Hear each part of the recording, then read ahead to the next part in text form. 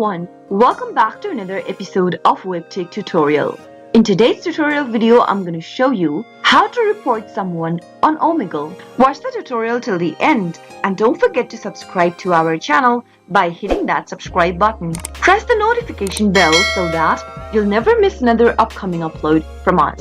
Omegle is a popular video chat platform where you can chat with random strangers anonymously. With the anonymous feature, you might walk through a certain risk, like someone abusing community guidelines. If you want to find a way how you can easily report someone on Omegle, then the truth is, you cannot do so. The only thing you can do is to simply send an email about the issue to privacy@omegle.com and into the subject text box, type in Omegle-privacy. Enter the information about the issue to the privacy@omegle.com and click the send button in order to contact them with the issue. Or you can simply leave a chat in order to get out of the situation.